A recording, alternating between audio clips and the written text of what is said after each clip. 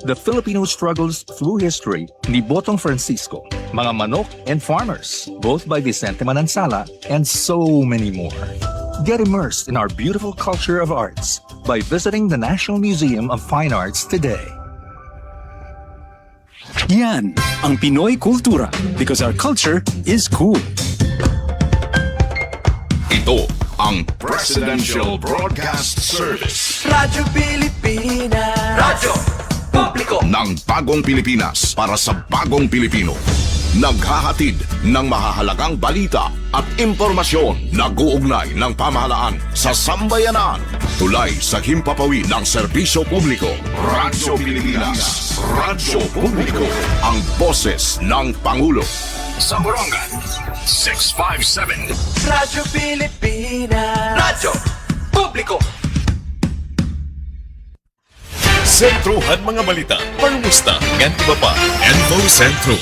Info Centrum. Ingatanan, may kalabutan, pahinan, tama nga impormasyon. Info Centrum. Benben Bumida, the voice of information. Monday to Saturday, 2 to 3 p.m. at DYES, Radyo Pilipinas. Info Centrum. Info Centrum.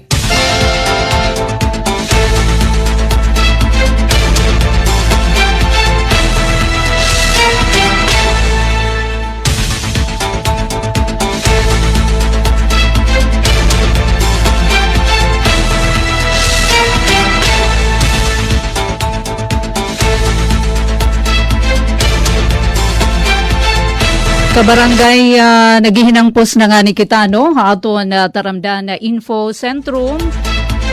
Kung nagre-ready na kita kanina para mag-onboard, para naman hanaton taramdan Info Centrum. Tigda kita, no? Nga binayug na makasig nga linog. Nasa ring aton NDRRMC in alas 2 pasaado. Mga 2:17 na bayugan kita na dinihaton na syudad hito na Borongan. Alawan natin aton 6.1 bungtuhan na San Julian. Samtang 5.6 dinihaton na syudad hito na Borongan. As in baa makusig man daw adto. Nakadto pa da makansi. Warayak pakakabuhat as in, pamati ko ba akon haakon pag pag-anam hadton kakusog. Arang diri la ada kay sobra andin hinga amon nga side, no? Tapos nawarayan hina kuryente nga ni diretso kita kinadto hamay Capitol site para naman manginano gihapon nga na makakuha ng impormasyon from PDRRMO. Anay waray pa nga ni kita pag ngungumusta nga na pag welcome aton mga kabarangay aton taramdan Info Centrum. Atipen pumida ito ni kahampang kaupod naton didi master control. Aton mag-update nga mga inhinyero Coach UFM nga Mark Gagwa, congratulations. Officially in Radyo Pilipinas sa Borongan. Pinagito na supervision ni Chief Tay Joey nga Ate Ruth Rivera Abunda. Boy no kabarangay, aton kanina paglibot nga diha provincial capital site. Aton daw ipakita Coach UFM an aton report. Kuan palait mga perala pala ka minutes samtang naghihinangpos kita aton taramdan Info Centrum. Aton naman pagkadto capital site. Perala ka minutos pagkatapos mabayug kita hinalinog. Adyan na ito na report. Kabarangay, yun kita yan hamay provincial capital grounds, partikular dito na luyo ito na Kapitolyo.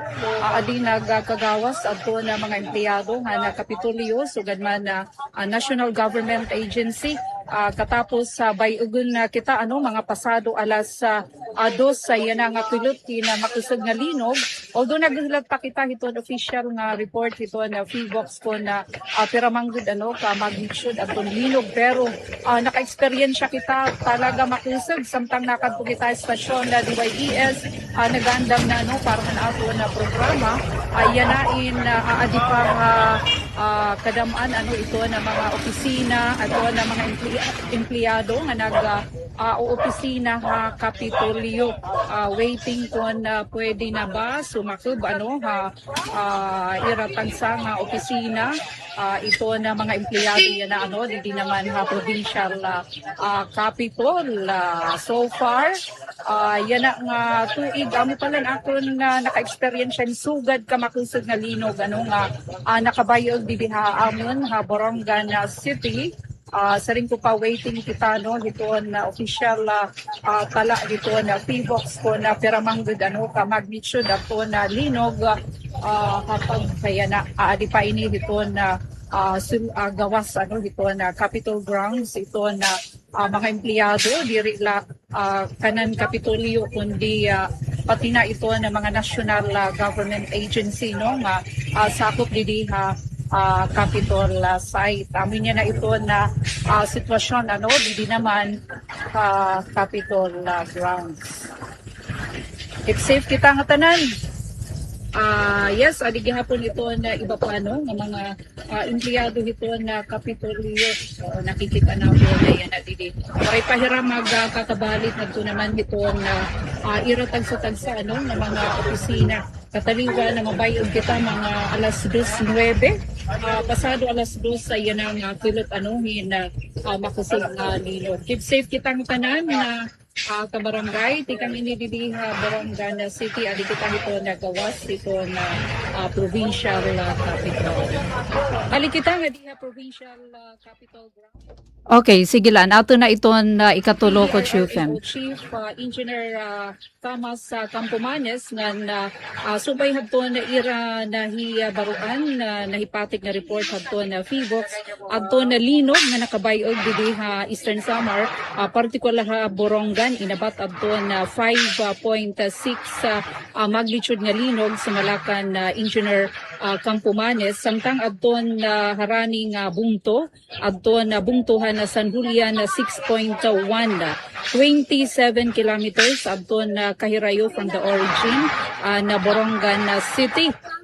Sumalakan Engineer Thomas sa Warayman tsunami alert nga ira naman na nakarawat nagpapabilin nga adila gihapon hagawas siton Kapitolyo adton mga empleyado partikular didihiton old Capitol building. Sumalakan Engineer Campomanes may adaging papa-assess from Provincial Engineering Office para itong integridad itong old Capitol building. May ada na po nakikita lagi hapya na mga empleyado itong Provincial Capitol. Okay, so Coach Eufem, aton daw halain la an unang aton igin padarang video clip ni Engineer Tomas Campomanes.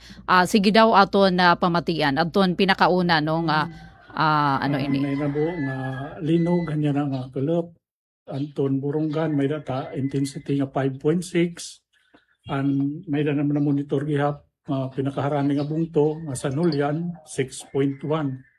Kung nabaga tsunami waray kita tsunami alert kay kung may tsunami alert at least 7 intensity 7.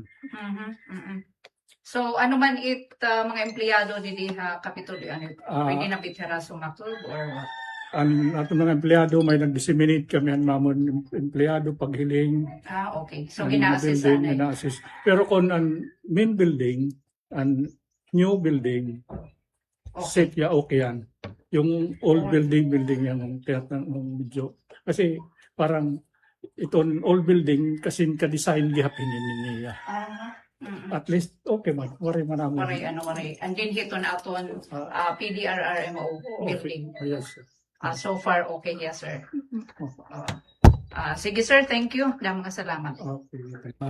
Alright, so amad to kabarangay Engineer Thomas Campomanes. Ito na aton provincial head hiton PDRRMO Eastern Samar. Thank you. Keep safe kita nga tanan Hithor Nugab na siring makusog daman kuno didto ha Barangay Butig Island, Salcedo, Eastern Samar. Sobra ramdam po namin didi ha MB Arteche ang linog, be safe po kita. Sumala naman kan Grace sa Colico, Colongon. Ayan, so sinyong talaanay no, ang ato na pagkarampang yan ang kiluphan na Monday, May 4, amad to ang ato na nakuha no, impormasyon na balita, tikang naman ka na Engineer Thomas Campomanes. Ang aran ni Ate Ruth Rivera Abunda, Chief Tig Joey ha transmitter, sugad man ang ato na kabakyang, didi naman ha master control, hira Coach Ufem nga Engineer Mark Gagwa. Inihi Ate Pen Pumida na siring da mga salamat nga na keep safe ha ato nga tanan.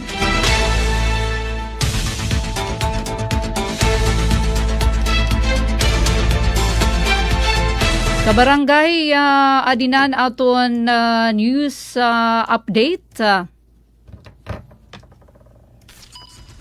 Mula sa pinakamalawak na newsroom sa buong Pilipinas. Ito ang Radyo Pilipinas News Update. Kabarangay, para naton news update. Mga programa, serbisyohan na OWA iginlatag, repatriated OFW sa Eastern Samar, nakapahimulo sa Balik Pinas sa Balik Hanap Buhay program. Ang detalye, adian aton report. Iginlatag ang Overseas Workers Welfare Administration o OWA ang mag-iba-iba nga programa ng serbisyo para overseas Filipino workers OFWs, labi na ang mga na-repatriate tikang hagyera ha Middle East. Sumalakan Jane Noromor, Family Welfare Officer han OWA Eastern Samar, umabot ha 14,884 ang kabugusan nga OFW sa probinsyan 2025. Tikang hini, 22 ang na-repatriate tikang pagtikang hangyera tubtub Abril 21, kundiin 20 ang land-based, nga 2 ang sea-based workers.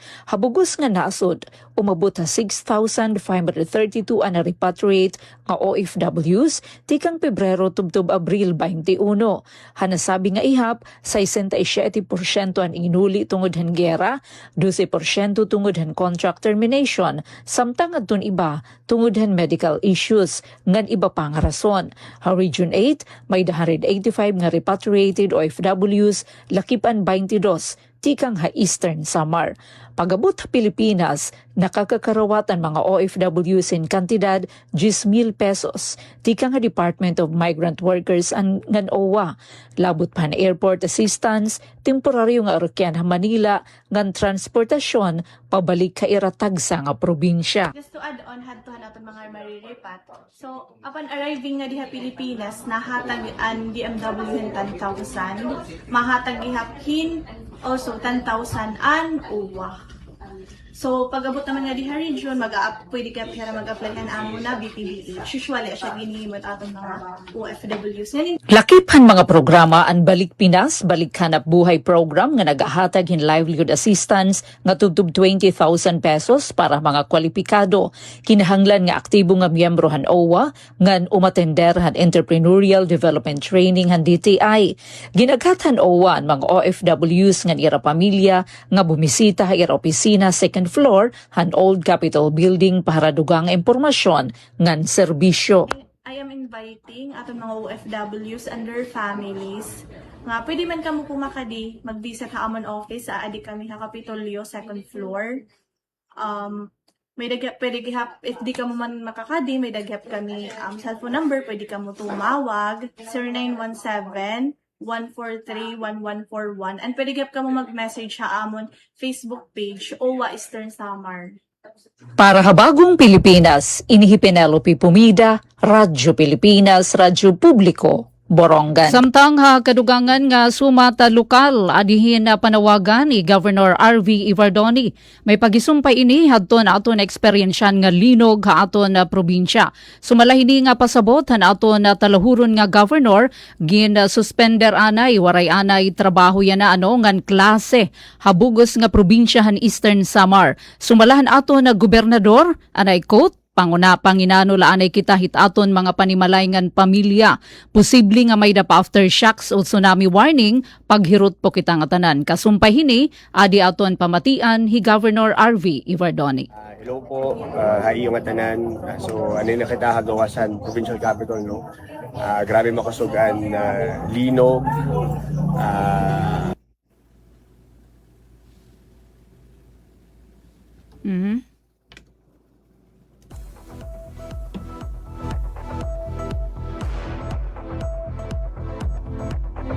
Medyo nahilo pa nga ako ngayon, no? Pero nag-decide ako nga mag-cancel na yung klase, mag-suspend ng klase, ngayon ang work.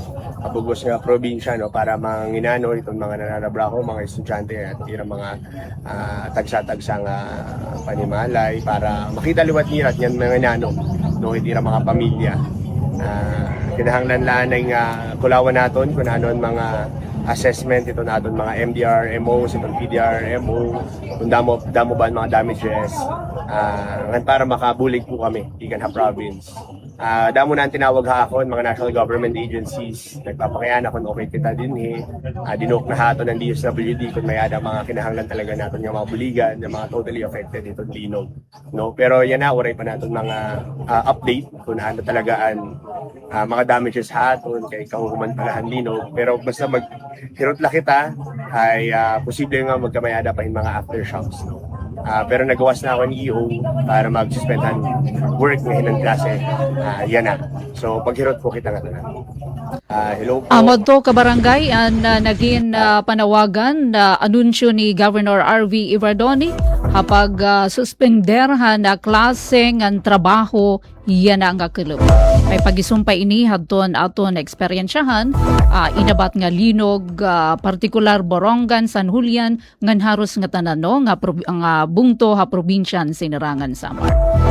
Samtang notisya pan rehiyon naghatag naman adton Department of Labor and Employment Regional Office 8 hin kabugusan nga 146 million pesos nga ayuda 17,643 nga mga magtatrabaho habugos ini nga rehiyon sugad nga kapartihan pag salinurog hanika 124 nga Labor Day didahadton na Mayo 1.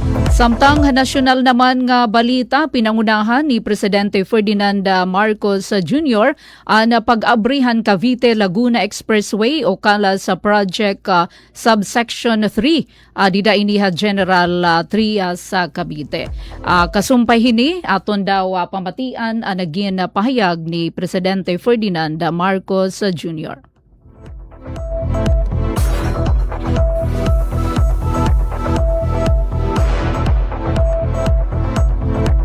And for 1 month, walang muna toll. So, yung ating mga kababayan, gamitin po ninyo, makita ninyo, maramdaman ninyo na ang malaking ginawa na dinadala ng itong mga ganitong malalaking project. I can announce na mabuksan ito starting 12 midnight tonight. And for 1 month, walang muna toll.